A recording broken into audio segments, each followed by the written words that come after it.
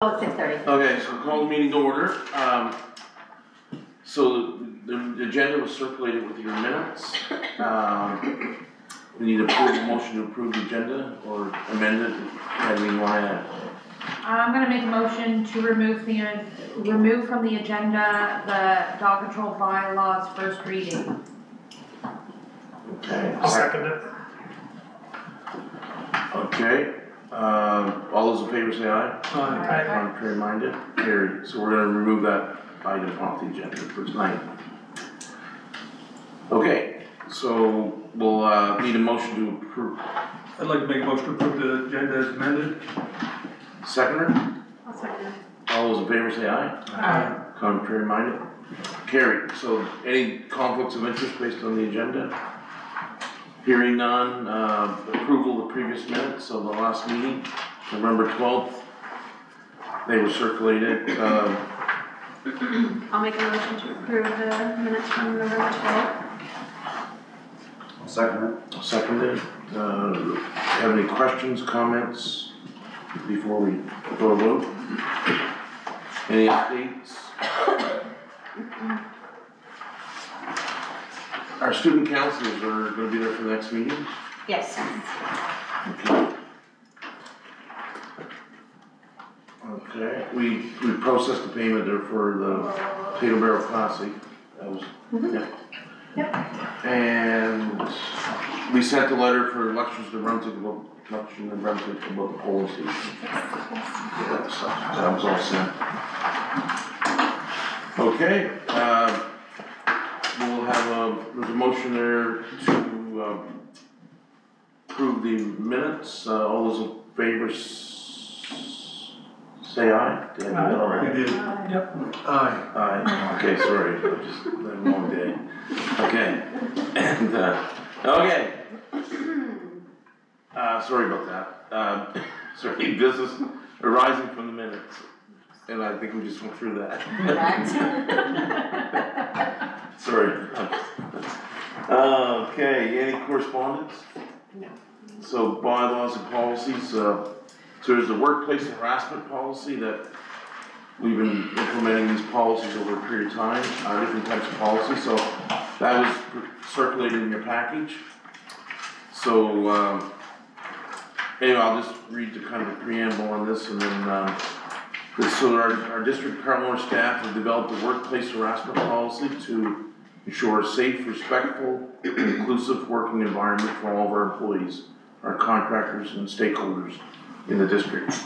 Workplace harassment in any form is unacceptable and undermines the integrity and productivity of our organization. This policy outlines clear definitions, procedures, and responsibilities to address and prevent harassment. So the policy's been circulated, and I'm gonna have the deputy mayor read this, and then we'll have questions and comments. The District of Carleton North Workplace Harassment Policy, policy number HR-04, category Human Resources, policy number 04, supersedes Town of Florenceville-Bristol policy number 23. Purpose: the District of Carleton North is committed to providing a workplace where all workers are treated with respect and dignity, free from workplace violence and harassment. Workplace harassment or violence will not be tolerated from any person in the workplace, including customers, clients, other employees, supervisors, co-workers, and members of the public. This policy shall act as a code of practice to prevent violence and harassment in the workplace. For the purpose of the policy, the workplace includes and is not limited to the physical work site or building, washrooms, lunchrooms, and eating areas, designated smoking areas on site, meeting rooms, training sessions and conferences, business travel, work-related gatherings, virtual work sites, any physical or virtual workplace where an employee conducts business on behalf of the District of Carleton North. The workplace may extend to events outside of work hours depending on the nature of the event. The responsibility for creating and maintaining a respectful workplace and for being civil and respectful extends to social media platforms. If the social media communication is connected to the workplace, whether or not the communication originated from a DCN issued or private device, It may be subject to a complaint under this policy if it is deemed to be offensive, unwelcome, demeaning, or belittling. The term social media includes and is not limited to Facebook, Instagram, Twitter, and LinkedIn. This policy is not intended to limit or constrain the employer's right to manage. Performance reviews, work evaluations, and disciplinary measures taken by the employer for any valid reason do not constitute harassment in the workplace. 2. Definition. Complainant. The person making allegations of harassment. Harassment can be physical, psychological, or verbal. For the purpose of this policy, all forms of harassment mean objectionable or offensive conduct, comments, and/or gestures made on a one-time, if severe and results in significant and lasting impact, or repeated basis, that is known or ought reasonably to be known to be unwelcome, and that threatens the mental and/or physical health or safety of the employee and/or demeans, belittles, or causes humiliation or embarrassment. In a place of employment means an objectionable or offensive behavior that is known or ought reasonably to be known to be unwelcome, including bullying or any other conduct, comment, or display made on either a one-time or repeated basis that threatens the health or safety of an employee and includes sexual harassment, does not include reasonable conduct of an employer in respect of the management and direction of employees at the place of employment. Types of harassment. For the purpose of this policy, the following are different forms of harassment. A. Personal harassment. This form of harassment includes bullying and/or harassment based on protected ground under applicable human rights legislation. B. Sexual harassment means objectionable or offensive behavior of a sexual, sexualized, or sexist nature that is likely to cause offense or humiliation to an employee, or that might on reasonable grounds be perceived by that employee as placing a condition of sexual nature on employment or any opportunity for training or promotion. C. Abuse by authority means the improper use of power and authority inherent in a position to endanger another's job, undermine the performance of that job, threaten the person's economic livelihood, or in any way interfere with or influence a person's career. D. Poisoned work environment means circumstances where the work environment has become toxic because of pervasive discriminations or harassment. It is often characterized as activity or behavior that is not necessarily directed at anyone in particular. A poisoned work environment arises when an organization fails to prevent or address workplace personal harassment, sexual harassment, or abuse of authority, and thus leads to an overall toxic and/or hostile work environment. Employees, owners, independent contractors, and even clients and customers can create a poisonous work environment. Workplace violence. In a place of employment means the attempted or actual use of physical force against an employee or any threatening statement or behavior that gives an employee reasonable cause to believe that physical force will be used against the employee and includes sexual violence, intimate partner violence, and domestic violence. Incident investigator, in the context of this policy, shall mean the CAO or department head. Respondent is the person alleged to have engaged in harassment. Number 3, reporting. A complainant has the right to A, to make a complaint and obtain a review of the complaint, B, to be accompanied by a person of support during the interview provided that person is not a coworker or potential witness, C, not to be subject to retaliation for the reason of having made a complaint under this policy, and D, to be informed of the results of the investigation. A complainant is required to report any incidents of workplace harassment to the incident investigator. This can be done verbally or in writing by use of a harassment complaint form. A respondent is entitled to A, be informed that a complaint has been filed, B, be present with a written statement of allegations and to be afforded an opportunity to respond to them, C, request a meeting with the incident investigator to discuss the options to resolve the complaint. A respondent to the complaint may be accompanied by a person of the employee's choice during a meeting with the incident investigator. Witnesses are obliged to meet with the incident investigator and to cooperate with all those responsible for the investigation of the complaint. No person shall be subject to retaliation because they have participated as a witness. Employees are obligated to maintain confidentiality with respect to the investigation. 4. Implementation. The CAO is responsible for implementation and administration of this policy. 5. Investigation. The incident investigator is required to A, ensure the respondent has received a written statement of the allegations, B, interview the parties concerned and any relevant witnesses, C, collect all pertinent information, D, use informal resolution processes where appropriate, E, respect confidentiality, F, prepare a report, and G, ensure the investigation is completed in a timely manner. This is a long one. 2 pages. You asked for it. The incident investigator must provide the investigation results in writing to the affected employees. 6, withdrawal of complaint. It is the right of the complainant, if so desired, to withdraw the allegation of harassment made in good faith without resolution, as long as A, the decision was made without coercion, B, the complaint understands that if there is clear initial evidence of harassment or discrimination, the CAO can choose to continue the investigation and remedy the situation in order to ensure due diligence in identifying and stopping harassment or eliminating a poisoned work environment. C, if the complainant wishes to withdraw a complaint but the respondent insists an investigation proceed for the purpose of establishing that no harassment occurred and an investigation shall proceed. 7, corrective measures. The incident investigator and the affected department will implement corrective measures identified in the investigation. Notices will be put on employee bulletin boards if there are new or revised procedures to follow. 8, workplace risk assessment. An assessment has been completed of the work areas and have identified areas that may be at risk for violence. A, building security. The NCCC, RG Bun Vasey Active Living Center, Town Office, Shagamock Rentals, and Western Valley Multiplex are public buildings. There is no key card required for entrance. B, reception. Visitors to the town office sometimes enter when nobody is sitting at the reception desk. C, handling money. All locations listed plus the Bath Finance Office collect payments, which can include cash. D, working alone. Occasionally staff will work alone in a building, normally after hours, which can be a hazard for workplace violence, including sexual violence.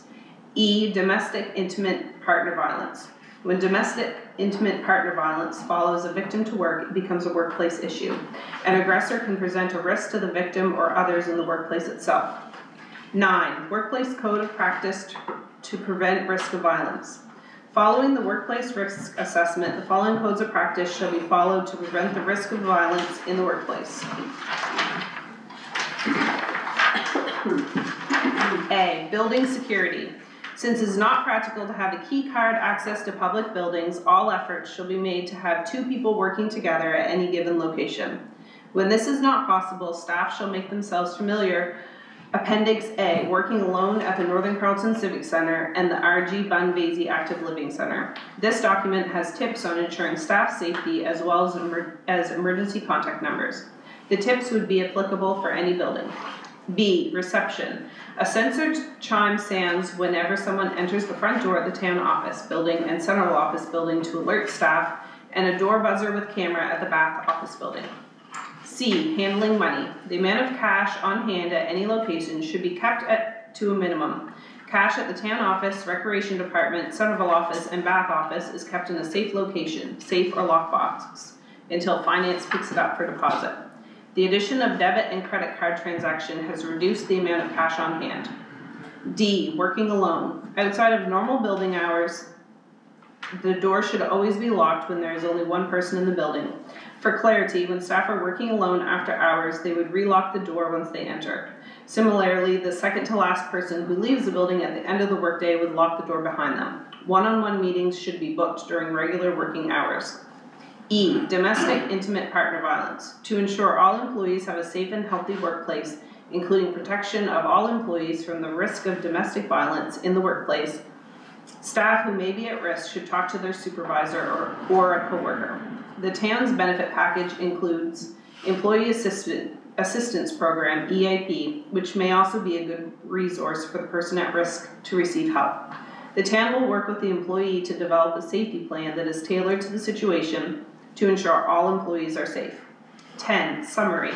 All employees at the District of Carleton North, including managers, supervisors, temporary employees, students, council and subcontractors are to adhere to this code of practice, report an incident of harassment as soon as possible, and will not be penalized or disciplined for reporting an incident or for participating in an investigation. Harassment does not include reasonable management decisions such as scheduling and shifts, work assignments, deadlines, work evaluation, performance management, or disciplinary actions. Good.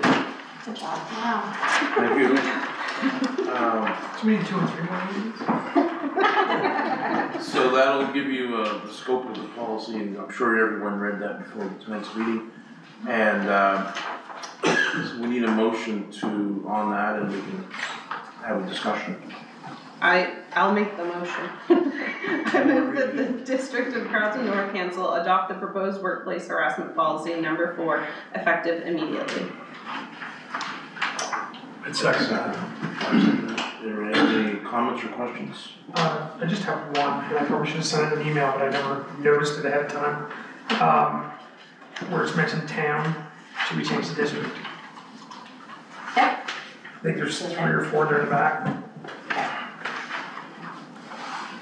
So that's just a friendly amendment? Yes. Yeah, so we'll clean that up. Yep. Anything else?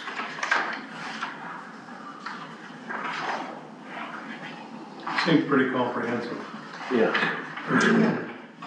This supersedes, a lot of these policies we've been doing supersede previous municipal policies. Created already, yeah.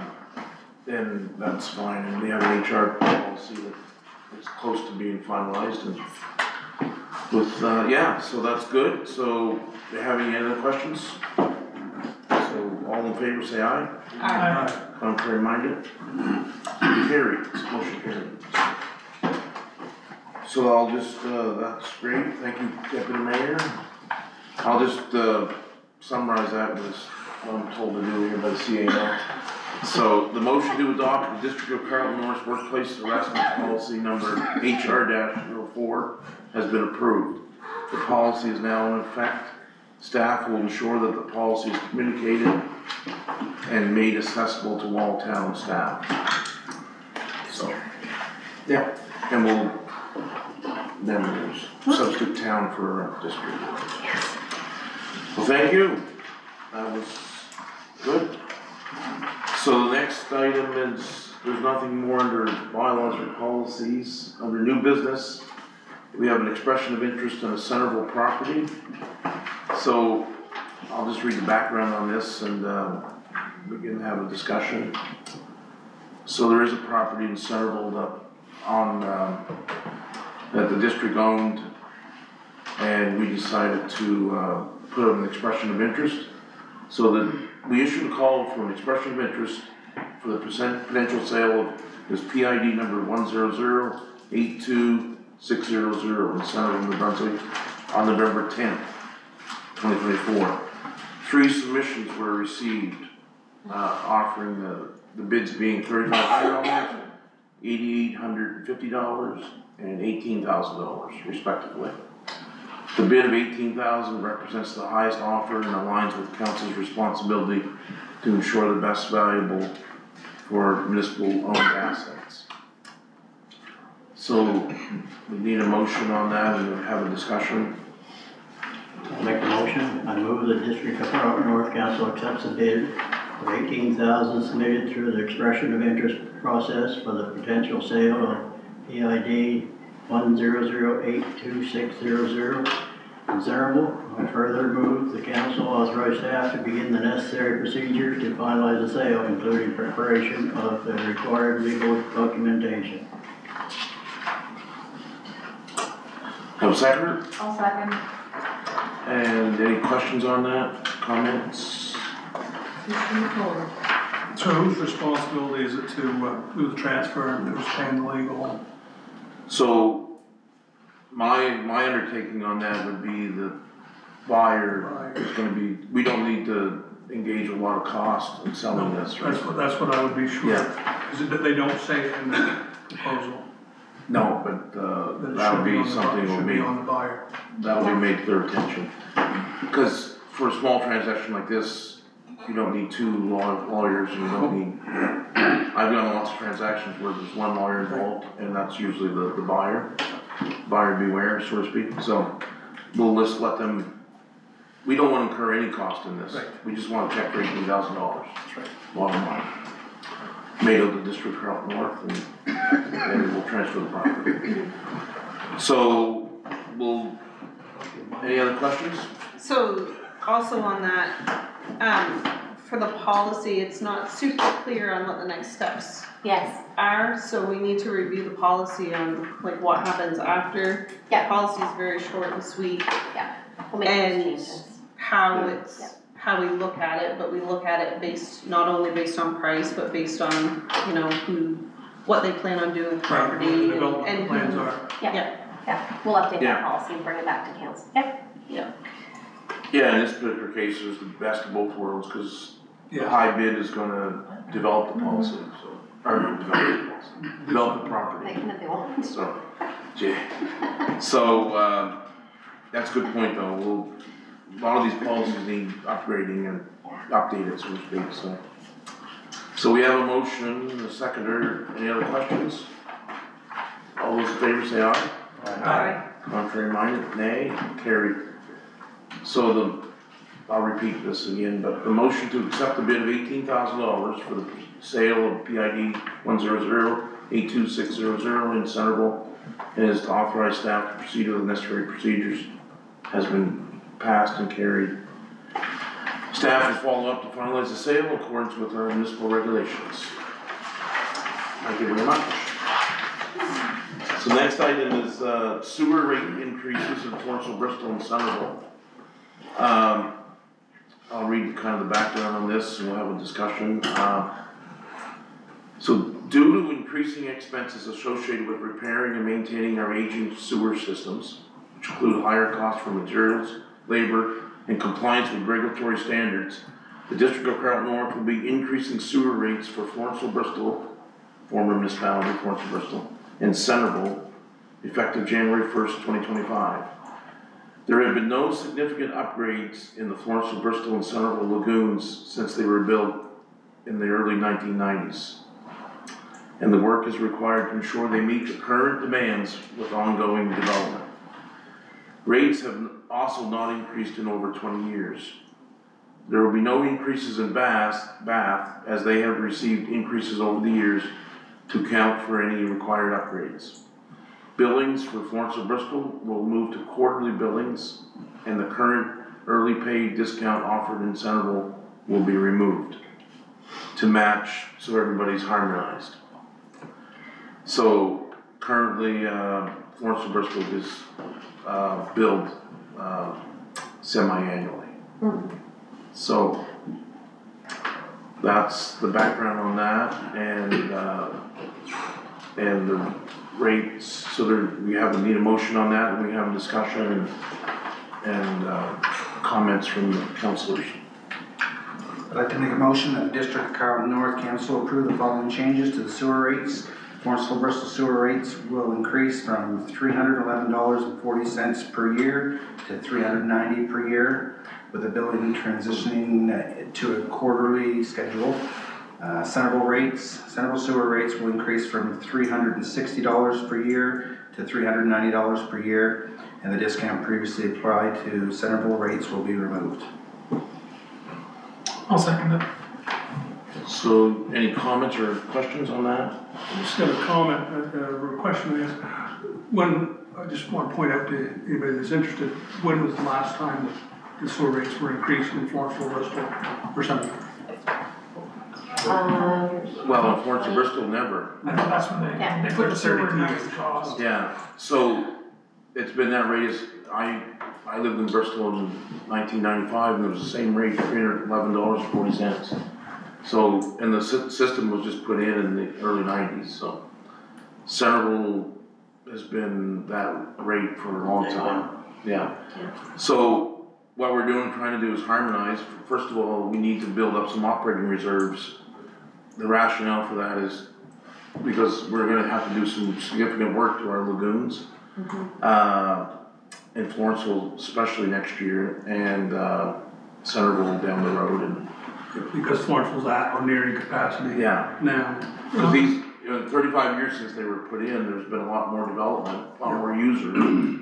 And plus, we need to be thinking to the future, right, of upgrading our lagoons, potentially having money set aside in operating reserves to, really change some of the piping and some of those connections.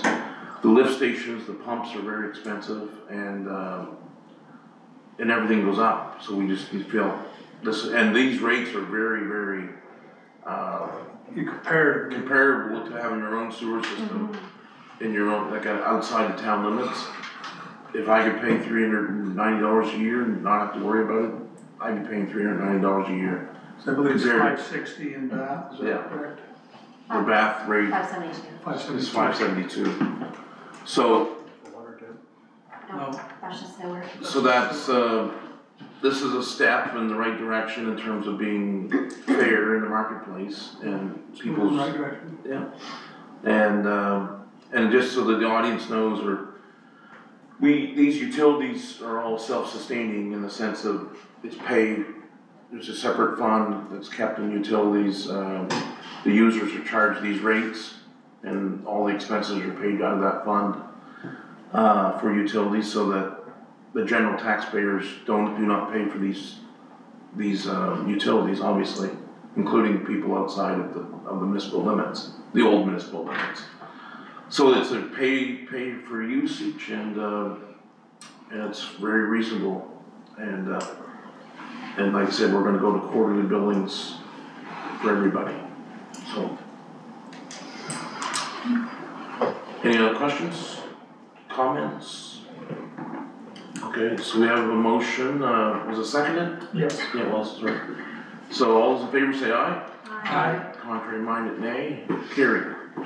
So the motion to approve the updated sewer rates for Florenceville-Bristol and Centreville, along with Florenceville-Bristol's move to quarterly billing and the removal of the Centreville discount has been carried. These adjustments will come into effect January 1st, 2025, and are critical for maintaining our reliable sewer infrastructure and sustainable operations. And we're also sending a letter to Yes. Yes, everyone Those to are the explain things that. that a letter will go out right soon because of the new billings for January 1st. After mail presents. What's that? Oh, yeah. Mail delivery. Yes, they won't receive it until After the the strike is over. Oh, shit. They have to hit. We'll see how that goes. So that's that item, and thank you for that. And no other new business, so council statements. I'll start with Councillor Dickinson. I made it over to the St. Mary's First Nation Illo Electric Wind Farm project over at the Amsterdam Inn for a night. They said they had a pretty good turnout. There were some questions asked and answered. I was I guess I remoted into the UMB Zone 6 meeting. And last Sunday we finished up our ski patrol training, so now everybody's praying for snow and cold weather. I made it to the budget meeting, and I received a complaint about noise coming from idling reefers close to residential area, well, in residential area, close enough that it's disturbing residents. So I don't know, I'll reach out to Amy to look about the Yeah. noise complaints. We received it and taken care of it. Oh, Yes. Same one? Yes, I'm assuming it's the same thing. oh, okay. Yeah. Sufficient. I guess. Good deal. So on a personal note, Friday morning I received a call from my mother about my brother, who was working down in St. Andrews area, stopped on the side of the road to call his wife. Car came in behind him, honking, flashing lights. He got out and asked what was going on, and was clocked in the head with a tire iron, what they assumed was a tire iron. And when all was said and done, he was unconscious for about 6 hours in the ditch and was taken to hospitals and checked out. He needed some stitches, but was fine. But apparently this has been going on in this area. This is the third or fourth incident. So as a warning, I guess, to everybody, be aware of people coming up behind you, flashing lights and trying to get your attention, because it might not be somebody needing help. It might be somebody causing problems. Just to make you aware. Did they take his vehicle and stuff? He was unconscious for 6 hours. The vehicle was running, door open. He had tools from his job site in the back. His wallet wasn't touched. Other than that one hit, he doesn't know. Nothing else seemed to be gone or missing. So it was just an act of violence. That's very scary. And that's it for me. Good, Councilor Branch. Attended the Lions Medical fundraiser Friday night. Great crowd. Never seen signs go so expensive. Or peanut butter balls. We had a benefit breakfast on Saturday for Jody York, and it was very well attended. It's great to be part of a community where it's unbelievable the amount of support for benefits around here. We had the Christmas Miracle, the Kinsman Christmas Miracle on Sunday as well, raised for $17,000, so it was great to have that as well. So that's everything for me. Good, Councilor Watson. I attended a surprise 50th birthday party. I also attended our annual Christmas party for my work. And I also attended budget meetings at the town office. That's pretty much it. Good. Deputy Mayor. I attended the Carleton Minor U15 home tournament in Florenceville, the NCCC. Just wanted to shout out the new maintenance staff, like the maintenance staff in general, but the two new guys working there. They went above and beyond. They were very helpful. They helped us lug stuff around, and they were super helpful. And got to enjoy a breakfast sandwich and a burger from the new canteen operators, and that was really good as well. I attended a library board meeting. We reviewed the last year, and we discussed the wants still of the wheelchair ramp, which we're working on that funding application, and lights in the library. So we did talk about that. And they also, the Sanctuary House is somewhat partnering with the library. They're doing a Christmas tree in the library, in the Florenceville Library, and on the Christmas tree will be wishes from kids and families in the area. So you can go to the library and you can choose a wish. So it could be like a train set for a 5-year-old boy, and then you can buy the present, and then you can take it back to the library, and the Sanctuary House will pick it up and deliver it to the family in need. So that's happening. So I will share that information with the town to get on our website. And attended 4-H meeting, and Councillor Bradstreet came to our 4-H meeting as a Kinsman member and talked to the kids about what Kinsman does. So that was really good for the kids. And then they made a motion to donate for the Christmas Miracle, and they did that all on their own. So it was really good. And that's a lot of hockey and basketball for me, and that's about it. Good. Councillor Oakes. So Ryan, I want to be clear, not everyone's praying for snow and cold weather. I certainly not. We'll start warming up anytime now, great. So reminder to everybody that the gallery is currently having their, what we call the small works. It's always a neat thing to attend, always to give gift ideas. Bass tree lighting ceremonies on Monday at the finance office. There's a number of events going on throughout the next week or so around that people should try to attend as best they can. Last week I had the chance to attend the throne speech and the Lieutenant Governor's reception in Fredericton to hear the throne speech, and it was quite interesting. I'd never traveled to do that before. Had a budget meeting that evening. Met with EECD regarding our new day care and bath and our path forward there, and also met with the engineer and the contractor regarding that new facility. Friday night attended the Lions Medical Travel Auction, where they raised over $11,000 to send people off to medical treatment. And that's it. That's good. Councillor Connor. I attended virtually the UMMB zone meeting. I attended the Juniper Community Craft Fair and Glasgow Community Craft Fair, and I attended this Webb windmill meeting in Juniper as well for the upcoming potential, I guess, project of 3 windmills in the Deersville area. And a lot of basketball in my life right now. Not for me personally, because I wouldn't even make it for the first round. But I also, another big issue I feel that has come up in our area and surrounding area is the labor and delivery being shut down at the Upper River Valley Hospital and how it's affecting a lot of moms to be. And I know personally, if that would have been me 9 years ago, I would never have made it to the neighboring hospital to have my child. So this is a very concerning issue that I feel that, I don't know if there's anything that the municipality could send a letter or what, but I feel it's very, very, should be a big issue. It is a big issue. Absolutely. Is that? Yes. Oh, tree lighting in Juniper next Wednesday night. Okay. Well, on that issue, that particular issue with the Upper River Valley Hospital, they reached out, and that's strictly a personnel issue with the anesthesiologist, and they're looking at, there's, you know, that's the rationale that they obviously can't have an operating room like for that, so, for labor and delivery. So, yeah, they're working on getting a replacement as soon as possible, but they're looking into January for sure. So. Not good.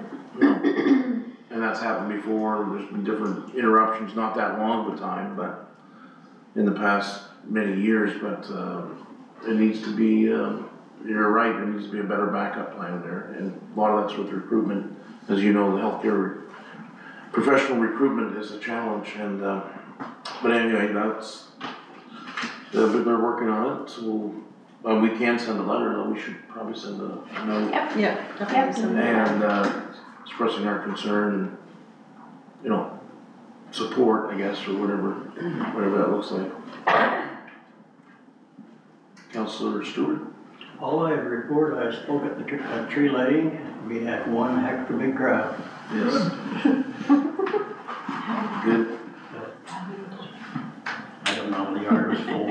Is it the first one that was actually worn? Yeah. All the kids got to sit on Santa's knee too, it took a couple hours. Oh, Yeah. really? Yeah. Wow. That's great. Of course, it must be. No, that's good. So, yeah, a lot of this is, events you guys have been to, but I did the proposed wind project in Kenneth presentation at the Amsterdam Inn with EO Electric and St. Mary's First Nations. Very well done presentation, obviously, and lots of people there with camps and nearby residences in the Glassville area, Johnville area, and it was good. I mean, it was a good presentation. They're going through their process to apply for an EIA. They said they would do that early in the first quarter of next year, and then normally that takes 6 to 9 months for regulatory approval. So I was at that, and I had UMB zone meeting in Perth Andover. One of the major topics there is the response times with our paramedics, not with our paramedics, but the response times was brought up in rural areas and with our ambulances, and a lot of times our fire departments are always on the scene, obviously for traffic control, but sometimes they do medical assist, and because you can't just wait, you know, and so that's a concern, and it's not just a concern here, it's a concern everywhere, basically in rural New Brunswick.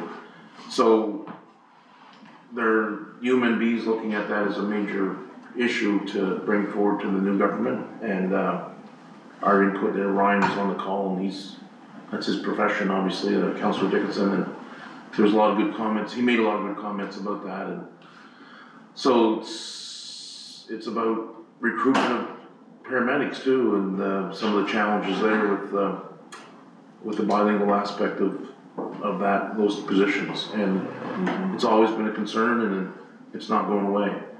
So those are important issues that we can pursue or keep an eye on. So I was at the Upper Kent Rec Center supper. They have a supper every Friday night. That was good.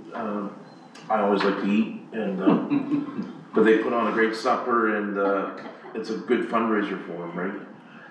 So I was at the Carleton Trailmakers Snowmobile supper at the multiplex, and that was really good. They raised, I think, over 40,000 or something like that, or at the auction, and they had other things, but they raised a significant amount of money towards their new, potentially new grooming storage facility in Centreville. And we attended the throne speech at the Legislative Assembly on that Tuesday and with Councillor Oakes, and got to meet a lot of the cabinet ministers at the Lieutenant Governor's reception. And in between that, we had a meeting with the Department of Education on that Fast Step Ahead Early Learning Center project, so that was good. There's another potential wind project in Sweb is near Juniper, and I was at that meeting. It's a smaller project, but it's through the same process through NB Power. They had a request for expression of interest back in 2023. These are projects that are going through the system. And then as at the Bath Lions Club Medical Travel Auction, that was really well attended, and lots of action in the bidding, and for a great cause and for medical travel in this area. And if anybody has anybody with medical travel issues, contact one of the Lions Club members and they'll help you, guide you through that process. Because that's what the money is there for, especially for children and families that have to travel outside our region. And then it was at the benefit breakfast at the Kidsman there for Jody York, and that was really well attended. And last night I had my grandson's birthday party, and that was, well, it was very special. So he's 9 years old, Jim. I know, I keep up with my Facebook memories when he was born today. So, and his birthday's actually today, but Happy birthday, Ollie. we couldn't have the party tonight not because of the council meeting, but he's got hockey tonight. So, and anyway, and I was at the new arena in Hartland on the weekend. He had a game there, and that's a really nice facility for the area. Very well done, and I think they'll have a grand opening sometime in the spring probably. But I'm very impressed with the layout and the I don't want to use the word simplicity, but it's just very basic and very well done in terms of the walking track and being able to view the ice. So yes, we're working through our budget process, and we'll have another meeting later next week. And then, so if you have any comments on that, we had one meeting so far, but just forward them on to their CAO. And then next week we'll sending out the utility budget, and so you'll have it to look at too. And then for our meeting, we're going to be meeting on December 5th. Possibly. Okay. Yeah. So our CEO will send out. We need to have one more meeting before our next council meeting. And the tree lighting in Florenceville-Bristol. It's at Riverside Park this Thursday night. So if you want to attend that, that's great. I couldn't make the one in Centreville, but I heard it was well attended. And there's numerous tree lightings around different parts of the district. And then of course this Sunday is the Santa Claus parade. Yes. So make sure you're in Centreville, because we rotate it, goes to Bath, Florenceville-Bristol, and Centreville every year, or through the Chamber of Commerce. And it's in Centreville this year, and I hear it's a long walk, but I'm up for it. So, but We're not carried. And the district has a float in it, or float? We're putting a half ton in. Half ton or something, and so it'll be just publicize that. It's Sunday at 6, whatever it is, 5:36. We can walk in it. We watched Yeah. the last couple. Yeah, so any counselors wants to walk, we'll walk together. Maybe the Grinch will find you again this year. You walked the last. Yeah, I walk in. It's a good walk. The Grinch walked with him. The Grinch? Yeah, she remember Grinch walked with us last year. So there's numerous, Christmas activities coming up, and I know the fire departments have Christmas socials, and that's great, you know, for this time of year. I think Lakeville's is December 6th, and I know the Bath is December 7th, and Florenceville-Bristol's December 7th. Juniper's is the 7th. Is 7th, yeah, so. Anyway. You had a lot of chance to eat that night. No. I don't know how So- to fit it in. So any of the councilors who want to attend those, we'll make sure you know about, you're welcome to go to those fire ones as appreciation for the work they do in our district, obviously, and that's great. We'll send you a list for those. And other than that, it's a busy time of the year, but it's a great time of the year. And that's it for me. And we'll close our meeting eventually, and then we'll have a little bit of a open session. So I need a motion for adjournment. I'll make a motion to adjourn. I'll second. All those in favor say aye. Aye. Contrary minded, here, meeting adjourned, and you got stretched.